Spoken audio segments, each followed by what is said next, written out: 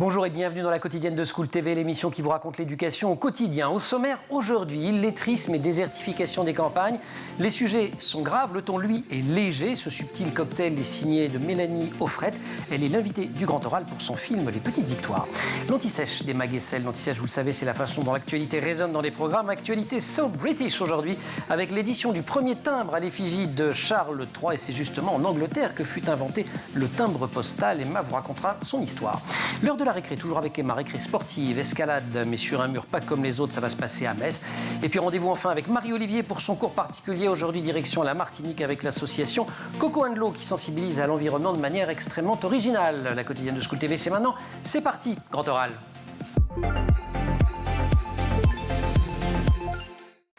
La mairie et l'école, le maire ou le secrétaire de mairie qui est également instit ou directeur d'école, quelques images d'Épinal de la France de la Troisième République, celle d'avant l'exode rural, celle de l'apogée de ces enseignants missionnaires surnommés les hussards noirs de la République. Cette France, elle n'a pas totalement disparu, mais c'est souvent au prix d'un rugueux combat quotidien. C'est ce que racontent Les Petites Victoires, le deuxième long métrage de Mélanie Offrette. Il est actuellement sur les écrans. Bande annonce si vous ne l'avez pas encore vu. J'ai une bonne nouvelle. Je me suis arrangée avec la boulangerie de Boirec. On peut vendre leur pain ici. Ah, je conteste pas, Alice, mais pourquoi on rouvre pas le bistrot? Je crois qu'on détient le record départemental de retraite permis par habitant. Tu l'as toujours, ta tireuse? Qu'est-ce que je vois, Madame le maire? Qui est enterré à côté de mon Marcel? Cette garce de Georgette Moreau. Et alors? Elle a toujours tourné autour de mon mari. Bordel, il y a un trou comme ça dans la chaussée. On attend son tour. Oh, ta gueule, la cocu. J'ai failli esquinter ma bagnole, faut me réparer ça? Allez, on range les vélos. Oh non! Mais qu'est-ce que vous faites là? Je vais apprendre. Pourquoi tu sais pas lire? C'est jamais rentré dans ma tête et puis après j'ai oublié. A, U. Non. AU, ça fait O. Bah non, ça fait AU. Ah non, ça fait O. Et PH, ça fait F. Non, tu déconnes. Non. Tu sais même pas tenir ton crayon, bouffon. Et toi, t'es moche comme ton père. Quel naze. Crétin. T'as Émile Menou à l'école. T'es trop gentille, hein, Alice. Et on lève bien les genoux. Lève les genoux, je te les pète. On peut vivre sans richesse. Oh merde, la voilà. Francis, la tireuse, allez, oh. Allez les gars. Salut, ça va? Ah, Patrick, ça va Madame toi? le maire. Dans le feu de la jeunesse naissent les plaisirs. Et l'amour fait des prouesses. Vous avez vu ma dictée? Presque sans faute. Juste 12. Monsieur Menou, la cigarette? Bah c'est la récré. Voilà, des comme ça, il y en a pas mal.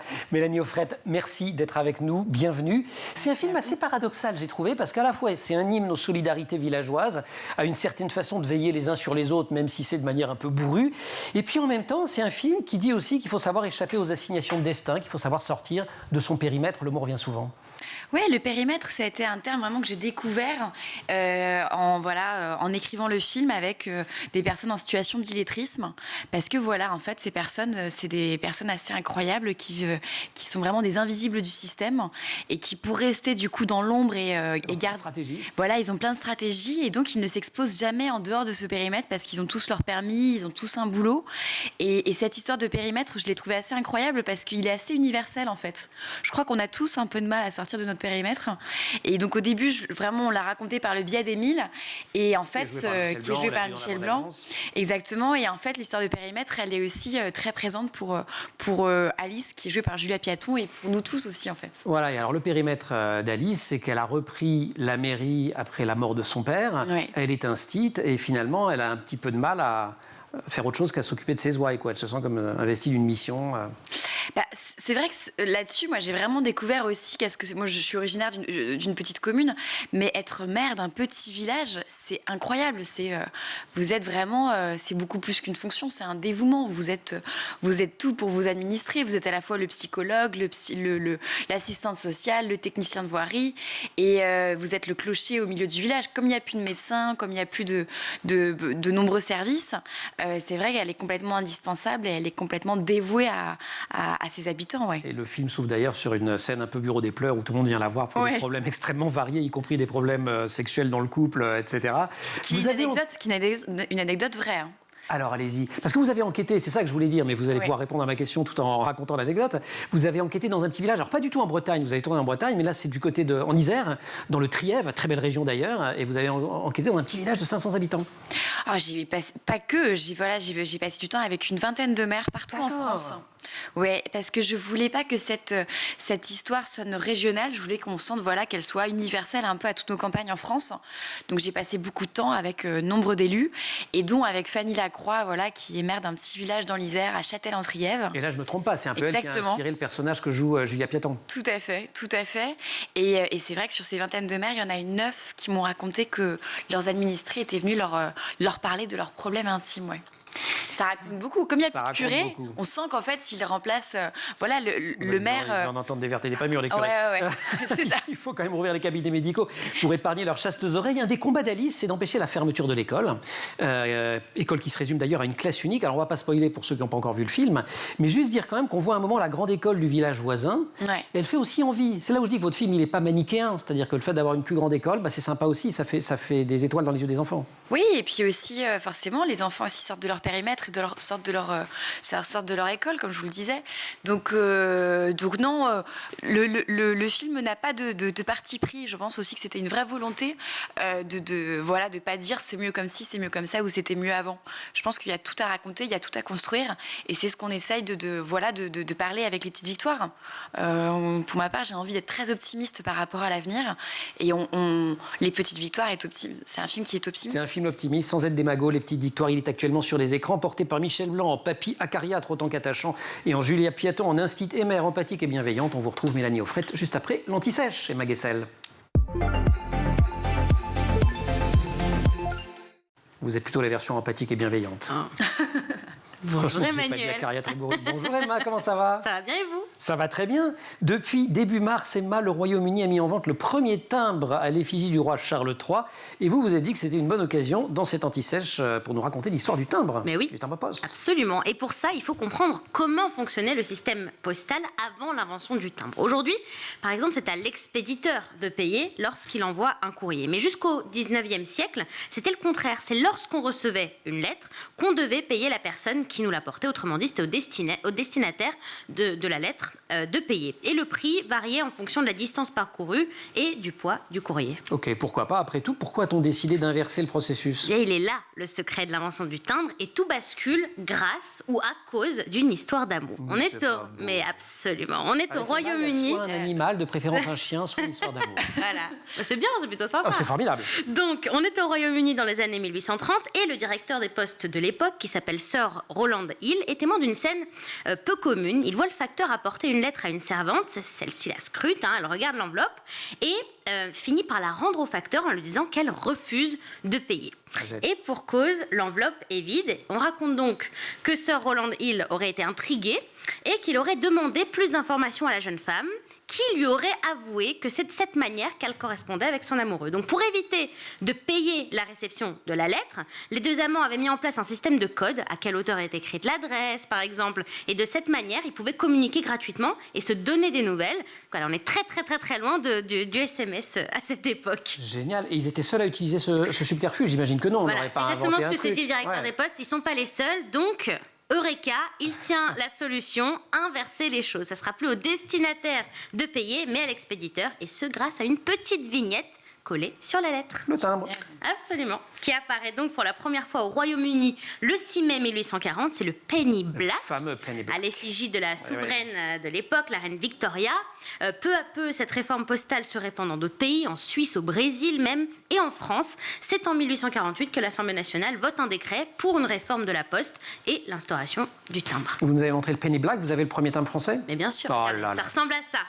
Le timbre représente Cérès, c'est la déesse latine des moissons, symbole de fertilité et de la toute jeune République. La France vient de connaître une révolution qui a abouti à la création de la Deuxième République, de la Seconde République. Donc, premier timbre-poste vendu dans tous les bureaux de poste à partir du 1er janvier 1849 au prix de 20 centimes pour un courrier qui ne dépasse pas les 7,5 grammes. On passe à 40 centimes ensuite jusqu'à 40 grammes, etc.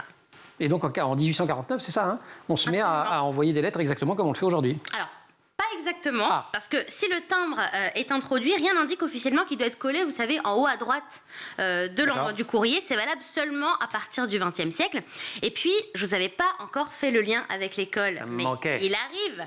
La Poste a fait son entrée dans les programmes scolaires à partir de 1864, c'est-à-dire qu'on apprenait aux jeunes Français à écrire et à envoyer un courrier, et ce jusque dans l'entre-deux-guerres, parce qu'envoyer un courrier, c'était pas juste envoyer un courrier, ça voulait dire qu'on savait lire, écrire, s'informer, échanger avec l'autre, bref, tous les éléments pour faire d'un écolier un futur citoyen français. Je peux passer une commande? Bien sûr, dites-moi. Un jour, vous allez nous trouver une petite actu pour nous faire une anti-essai sur l'invention de l'enseignement à distance. Parce qu'on a inventé le mot distanciel pour le confinement, mais bref. Et vous allez retomber sur la même histoire, parce que je crois me souvenir que ça s'est passé en Angleterre à la fin du 19e. Et évidemment, tant qu'il n'y avait pas le timbre, ça ne pouvait pas marcher. Et du jour où on a inventé le timbre, et ben, on s'est bien enseigné avec le timbre. Eh ben, je vous ferai cette anti-sèche avec plaisir. C'est génial. Je ferai des recherches. Grand oral, Mélanie Offret.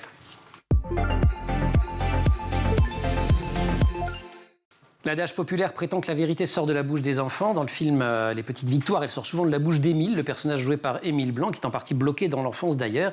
Émile qui veut revenir sur les bancs de l'école pour apprendre à lire et à écrire, car, dit-il, c'est ici que ça a merdé, c'est ici que ça repartira. Il dit quand même beaucoup de gros. Mais Mélanie, au fait, c'est ça l'autre grand thème du film, c'est l'illettrisme, ça touche 7% de la population. Oui, complètement. Ça a été une vraie découverte pendant mes recherches. Donc j'ai rencontré plusieurs personnes en situation d'illettrisme, et les porte-paroles aussi de l'illettrisme en France, Aline Le Guluche, Jean-René Mahé. Et c'est des personnes qui sont dotées d'une intelligence vraiment incroyable, quoi. Rien que déjà pour rester invisibles, pour pas livrer leurs secrets au grand jour, et qui ont du coup ce sens d'orientation, cette mémoire photographique incroyable qui les sauve, et vraiment pour toujours rester dans l'ombre, quoi. En sachant, et vous avez très justement, je trouve, employé l'expression en situation d'illettrisme, qu'il y a plein de situations différentes, c'est pas figé. Exactement. Et d'ailleurs, c'est le cas de Michel Blanc, enfin d'Émile, le personnage de Michel Blanc dans le film. Il a su lire à un moment donné, en fait. Il n'est pas analphabète, il a maîtrisé et il a oublié. Analphabète, c'est quand on n'a jamais été à l'école. Or, lui, il y a été. Il y a été. Et ça n'a pas imprimé, quoi. Voilà. C'est ça. Et c'est ça. Et donc, vraiment, j'ai accompagné plusieurs personnes qui sont retournées apprendre à lire et écrire à l'âge adulte. Je pense à des Jeannette, et je pense à Marie-Claude, Philippe. Et ce qui est fou, c'est que ces personnes, en n'ayant pas accès à la lecture et à l'écriture, ils sont passés à côté de leur vie, vraiment. Il y en a, on le raconte avec Émile, il y a un monsieur qui est même passé à côté de l'histoire d'amour de sa vie, parce qu'il n'arrivait pas à lire, en fait, les lettres. Ouais, c'est pareil, il savait, il y avait le timbre et tout, ça rejoint votre histoire. Pareil, un monsieur qui n'est jamais sorti de son périmètre, et qui, du coup, n'a jamais pu aller voir la mer. Avec une particularité, c'est un handicap dont on a honte. C'est terrible. C'est des personnes qui ont vraiment honte parce qu'ils se sentent coupables, stupides, et or, ce sont des personnes qui sont tout sauf stupides, parce que pour réussir à rester anonyme, invisible, ils développent en soi presque un 6e sens. C'est assez incroyable.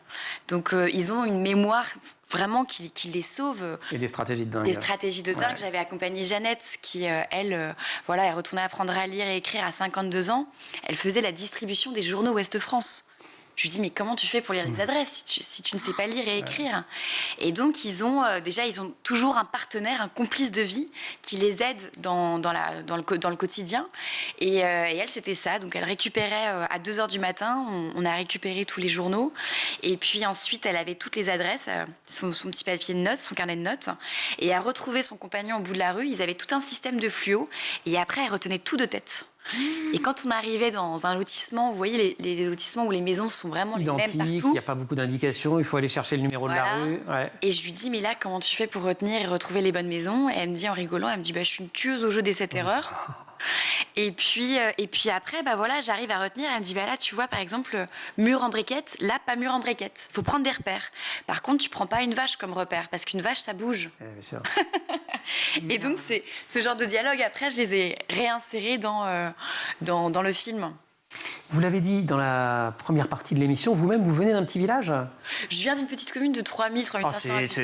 C'est la grande ville par rapport à... C'est pour ça. Mais après, j'ai été élève en classe multiniveau pendant 2 ans, comme dans le film. Ouais. Quand vous y étiez? Ouais. Et alors, cette problématique de rester, partir, elle est constante. Et vous êtes resté très attaché à la région. Je crois que vous retournez à Vannes avec un bonheur non dissimulé. Ouais, je suis sortie de mon périmètre à 20 ans. Mes parents ne sont pas du tout du milieu du cinéma, donc Donc pour eux, ça leur faisait très peur que j'ai envie de travailler dans ce domaine. Et donc je suis montée à la capitale à 20 ans et je suis sortie de mon périmètre à ce moment-là. Mais j'y retourne souvent. Vous leur avez pas tout de suite dit que c'était pour le cinéma, je crois. Ah si, je leur ai dit. C'était même un deal. Je devais passer un diplôme de commerce avant d'avoir. Oui, c'est ça, voilà. Ah oui, d'accord, mais ils savaient. Voilà. Mais ce que je veux dire, c'est que vous avez quand même commencé par un DUT, c'est ça, de Tech de Co, je sais plus. Des études de. Oui, tout à fait. Ah, j'ai révisé. Ah oui, mais d'un côté très scolaire, c'est des stratégies de. c'est mes stratégies à moi. Alice, elle est enfermée aussi. Il y a un thème, un fil que vous tirez dans le film qui moi m'a ému, c'est le rapport au père, quand même, à la figure du père, qui se déconstruit quand même à un certain moment. Bon. Oui, parce que c'est la faille de Alice, en quelque sorte. On voit bien qu'elle n'a pas du tout fait le deuil de son père, qu'elle vit forcément dans l'ombre de cette personne qui était très charismatique sur la place du village. Il était à la fois le médecin, il était à la fois le maire. On sentait que c'était une statue un petit peu très forte et que c'est dur de passer à autre chose pour elle.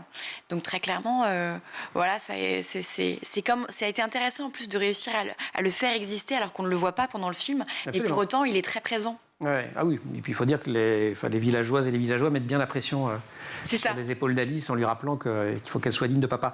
Émile passe en partie à côté de sa vie, vous l'avez dit, parce qu'il a pas appris à dire « je ». En fait, c'est ça le vrai enjeu, à la fois de l'écriture et de construire sa vie. C'est à un moment donné de se dire... De dire je, de parler à la première personne. De parler à la première personne et puis s'autoriser aussi de vivre. Ce qui est un peu les deux problématiques pour les deux. Et cette histoire de périmètre, comme je vous le disais, elle revient. C'est-à-dire que Alice, on sent qu'elle s'impose de vivre dans ce périmètre, qu'elle s'impose de vivre dans ce village, alors que Émile, lui, il a été emprisonné de ce village. Et c'est en ça que c'est un vrai film qui est une comédie, parce que ça va être la rencontre de ces deux personnages qui vont faire que l'histoire va avoir lieu et que le village va même avoir une évolution grâce à la naissance de ce duo, assez atypique. On se demande même s'ils vont pas avoir une histoire, mais je vais pas spoiler. Une histoire, non, pas une histoire amicale, vous voulez dire? Moi, je me suis demandé. Ah, c'est vrai? Je veux pas spoiler, je dis pas la fin, mais si vous la dites à ma place, oui, c'est une histoire amicale. Mais ouais, je me suis dit quand même à un moment. Ah, c'est marrant. Ils se retrouvent très proches, tout ça, il y a une tendresse. Ouais, mais on sent qu'il y a une tendresse. En fait, c'est sur la tendresse. Il y a quelque chose d'assez paternel, en fait, presque fraternel même des fois, parce que ils sont dans une complicité. C'est pas senti paternel, justement. Ah, d'accord. Voilà. Je vous le dis, hein. Ah oui, c'est rigolo de voir. Mais moi, je vois des romances absolument partout. C'est mon côté fleur bleue. Mélanie Offrette, invitée du Grand Oral pour les petites victoires. On se retrouve après la récré. Emma, dans l'heure de la récré, vous nous parlez de ces jeunes qui ont escaladé la cathédrale de Metz à main nue. Est-ce bien raisonnable? Alors, je sais pas. D'en parler, oui, mais de le faire. Je sais même pas comment c'est possible. Donc, ils sont quatre Belges. Donc, effectivement, ils ont escaladé la cathédrale 41 mètres de haut, hein, quand même, à main nue. Je ne sais pas comment c'est possible. Alors, regardez, ils ont publié les images sur Instagram. Ça vaut le coup d'œil. Franchement, c'est absolument bluffant. C'est sublime. Voilà. C'est incroyable. Ça te donne le vertige, mais c'est absolument incroyable. Ah ouais. C'est dingue, non? Non, ils sont pas attachés. Et combien de temps ça leur a pris tout ça? Alors, à votre avis, combien de temps? Pour escalader 41 mètres à main nue? Moi, je fais ça en un quart d'heure, mais eux... Eux, en 30 minutes. Oh là là, le double de vous. Oh là là J'aimerais là bien là vous là. voir en train de... Ouais, je vous montrerai ça. Bon, bref, donc voilà. Ils s'entraînent un peu partout. C'est la oui, première c'est ça. fois? Non, absolument. Ils sont adeptes. Ils ont escaladé une dizaine de monuments dans différentes villes d'Europe. Voilà. D'accord. C'est légal de faire ça? Alors non, c'est ça le problème. C'est pas légal. Vous ne verrez pas le faire. Voilà. Oui, c'est ça. Vous avez dit 15 minutes. Non, mais je suis pas hors la loi, madame. C'est même passible de 3 000 € d'amende. Ah bah alors. Voilà, c'est interdit d'escalader des monuments plutôt.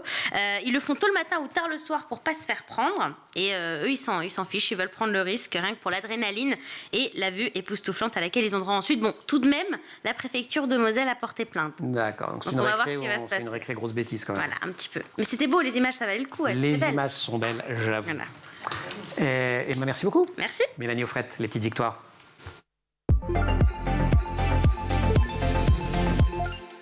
Elle aurait pu en faire un drame social, elle a choisi le registre de la comédie, mais les situations n'en sont pas moins poignantes. Mélanie Offrette explore dans Les Petites Victoires des personnages qui peinent à s'émanciper. Le film est actuellement sur les écrans et vous êtes l'invité du Grand Oral. Vous avez créé, ai-je lu, une vraie école pendant le tournage Parce que comme elle est instite, elle a des élèves, classe multiniveau, comme vous l'avez dit. Ils sont quoi, une dizaine, c'est ça, ou une douzaine? Bah non, 10, puisque bien sûr, la question de savoir, c'est s'ils sont plus de 10. Je suis bête. Et vous avez tourné pendant l'année scolaire, donc vous avez fait cours? Et bien en fait, voilà, parce que donc on a tourné avec 10 jeunes enfants, donc de 6 à 11 ans. Et donc c'était de septembre à novembre, donc pendant leur période scolaire à eux. Et je voulais surtout pas qu'ils soient déscolarisés. Donc et comme je voulais vraiment que le groupe existe, on a recréé en fait une classe unique sur le tournage, parce qu'un enfant ne peut tourner que 4 heures par jour. Donc la demi-journée restante, ils avaient cours avec une institutrice dans la classe que vous voyez dans le film. Que Julia Piaton allait un petit peu espionner pour voir comment elle s'y prenait, ou pas du tout? Julia, elle a fait un stage avec l'institutrice qui m'a inspiré son rôle. D'accord, donc là dans le Trièvre. Ah non, c'est encore une autre. C'était encore une autre, c'était j'ai suivi aussi l'institutrice du Trièvre, mais Amélie, c'est une institutrice de Centre-Bretagne, et avec qui j'ai passé beaucoup de temps. Je suis allée lui rendre visite, voilà, à différents moments de l'année. Et voilà, toutes ces méthodologies avec l'îlot central, pareil, j'y suis allée le tout premier jour de l'année. La classe, elle est réglée au cordeau. Dans un coin, il y a les tapis. Tout à fait. Donc, en fait, toute son organisation de classe, je me suis inspirée d'elle. Et puis voilà, je voulais aussi vraiment qu'on sente l'authenticité, qu'on sente le côté juste de l'école. Et donc, je me suis rendu compte que le premier jour, il n'y avait rien sur les murs et qu'au fur et à mesure, en fait, que l'année avance, les murs se remplissent. Donc, ça a été un vrai travail aussi de notes, d'observation. Et Julia a fait ce travail-là aussi. Vous avez projeté le film, je crois, dans des dizaines de villages avant qu'ils sortent. Des centaines. Des centaines. Waouh. Vous montrez des villageois et un village très sympa, mais aussi avec des petits secrets de famille, des jalousies recuites, etc. Comment les gens ils ont réagi quand vous montriez cette image-là de la vie de village? Ils étaient plutôt fiers et heureux qu'on montre le village, ou... Fiers, et surtout, je crois qu'ils sont complètement aussi retrouvés dans le film, quoi. C'était un vrai souhait que le film soit proche des gens et qu'on soit pas du tout dans un cliché. Et ça, je crois que ça a fonctionné. Et comme vous le disiez, en fait, on a voulu raconter une vraie histoire avec la tournée du film. Donc, on a normalement tendance à aller donner l'exclusivité aux grandes villes pour la sortie.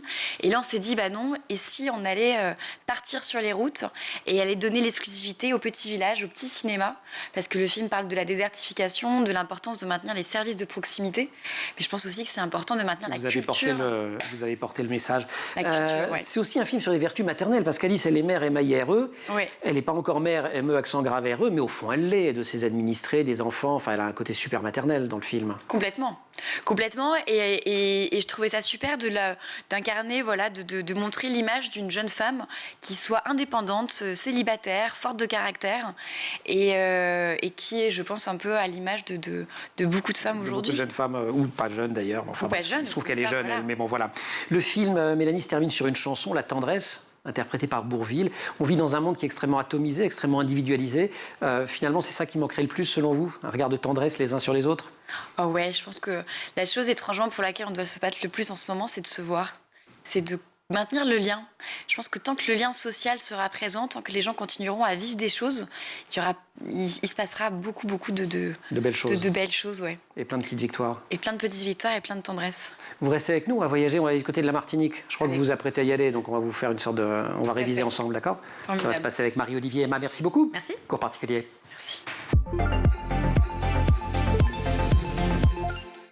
Cours particulier à notre rendez-vous avec Marie-Olivier. Marie, bonjour. Bonjour Emmanuel. On voyage aujourd'hui direction la Martinique avec une association, Coco and Lo, qui sensibilise... Alors je vais les appeler quand même parce que c'est Coco plus loin A-A-N et plus loin D-L-O, qui sensibilise à l'environnement de manière original.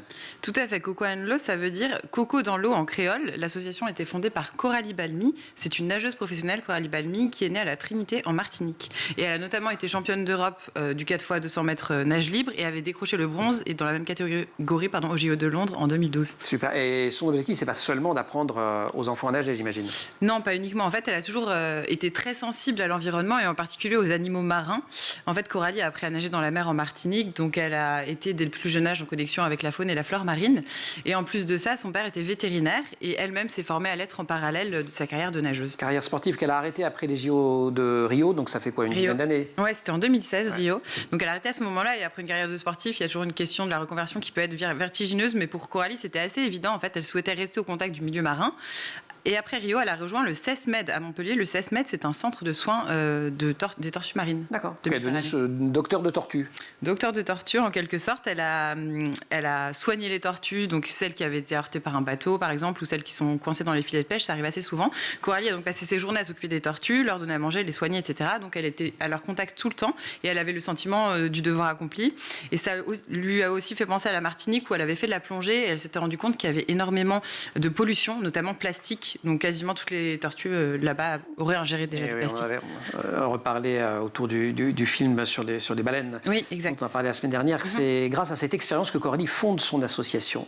Coco and L'eau. C'est ça, c'est le déclencheur. Mais avant de revenir en Martinique, elle s'est aussi occupée des tortues en Polynésie française. Puis elle est revenue dans le sud de la France pour s'occuper d'autres animaux marins. Donc elle était vraiment très impliquée. Une véritable fibre environnementale donc. Avec cette association, elle veut quand même aussi en profiter pour apprendre aux enfants à nager. Exactement, Coralie retourne en Martinique, donc elle fonde Coco and L'eau et il y a deux pans indissociables dans cette association. La première, c'est l'apprentissage de la natation. Et en même temps, la sensibilisation aux enjeux environnementaux. Le premier constat, c'est qu'en Martinique, la première cause de mortalité chez les enfants de 4 à 6 ans, c'est la noyade. Donc il y a vraiment un grand intérêt, voire une urgence finalement à apprendre à nager aux enfants. Et le second constat, c'est que le milieu marin n'est pas assez connu des enfants sur place et qui n'ont pas forcément conscience de la richesse et de la diversité du patrimoine naturel qui les entoure. Et alors, comment l'association fait-elle pour mettre en œuvre cette double mission ? Ils ont 3 objectifs. Le premier, c'est découvrir. Le deuxième, c'est comprendre. Et le troisième, c'est protéger. Donc, découvrir la natation et le milieu aquatique. Comprendre pourquoi et à quel point la faune et la flore sauvage sont menacées partout, pas forcément qu'en Martinique, évidemment. Et protéger cette nature pour pouvoir continuer à s'en émerveiller. Travailler avec des écoles, j'imagine ? Voilà, ils organisent... ils travaillent en milieu scolaire. Donc, ils encouragent le développement de l'aisance aquatique. Ce n'est pas forcément des cours très développés de natation. Ils sensibilisent aussi les enfants à l'environnement. Coco and L'eau forme et soutient la mise en œuvre aussi de classes bleues. Les classes bleues, ce sont des programmes de prévention de la noyade chez les jeunes enfants qui durent d'une semaine à 15 jours. Et l'association forme aussi les professeurs des écoles à enseigner l'aisance aquatique, donc pour que ça se répande, et à éduquer au développement durable, évidemment. Et elle met aussi à disposition des outils pédagogiques pour les profs et pour les élèves. Donc directement en milieu scolaire ? Exactement, tout à fait. Et en même temps, par exemple, Coralie Balmy intervient souvent dans les classes de maternelle et de primaire lors de programmes de conservation et d'immersion en milieu naturel. Comme avec le projet Nage avec ta mère, mère et MER évidemment, les membres de Coco and L'eau emmènent les enfants nager tout en les sensibilisant à ce qui les entoure. Il y aurait eu beaucoup de mères dans cette émission. Ils interviennent aussi en dehors des écoles, je crois, pour conclure. Tout à fait, ouais. Oui, Coco and L'eau organise des stages pendant les vacances pour valider le test d'aisance aquatique chez les enfants de 4 à 11 ans. Et l'ambition de Coco and L'eau, c'est d'agir en milieu scolaire et extrascolaire en Martinique, mais aussi de s'étendre à la Guadeloupe, Saint-Barthélemy et Saint-Martin. Merci beaucoup. Vous allez leur rendre visite alors hein ? Ah oui, complètement. À Coco and L'eau. Non, mais ça croise plein des objectifs qui étaient les vôtres. Ouais. Vous savez que c'est en Bretagne que sont nées les classes de mer, vous qui êtes bretonne. Ah, vous me l'apprenez, je ne savais pas. Eh ben, elles sont nées, entre autres, c'est un truc de l'éducation populaire dans les années 50, en constatant que des enfants, mais ça vous l'avez peut-être vu ou vécu, qui étaient un peu en centre-Bretagne, etc., n'avaient jamais vu la mer, qui était à 30 km de là, sans parler, et Marie le disait, d'apprendre à nager non plus. Mais qui n'était pas le but. Le but, c'était vraiment autour du milieu marin et tout ça. Voilà. Écoutez, j'ai bien fait de venir à la Bretagne, terre de conquête pédagogique. Exactement. Hop. Tiens, c'est le jour où je passe des commandes de sujets. J'en ai commandé un à Emma. L'histoire des classes de mer. C'est une très très belle histoire. Il faudrait la raconter un jour. Marie, merci 1000 fois. C'est passionnant. Coco and L'eau, j'imagine qu'on les retrouve sur Internet. Tout à fait. Les petites victoires, c'est passionnant aussi. Je ne l'ai pas dit, je le dis. Le film a remporté 2 prix, pas un, 2, au Festival de l'Alpe d'Huez, qui est quand même un festival d'humour. Donc ça permet d'insister sur le fait qu'il s'agit là d'une comédie qui est diffusée actuellement sur les écrans. Qu'est-ce que j'oublie ? Oh ben non, c'est super. Bon, grand coup de chapeau aux enfants, parce que je ne les ai pas beaucoup cités, qui jouent. Julia Piaton, Michel Blanc aussi. Marie-Pierre Cazet, que vous... ma génération est une actrice absolument magnifique. J'étais ravie de retrouver. Ouais, elle est égale à elle. Elle a la forme, elle a la patate. Merci beaucoup à toutes les deux. Merci aussi à toute l'équipe, au maquillage Laure Audemont, en régie Marine Plantec, assistée par Dylan Colère. Héloïse Merlin pour le son, Théo Boscar pour la réalisation. Vous restez sur School TV et vous nous retrouvez nous en permanence sur Internet et sur les réseaux sociaux.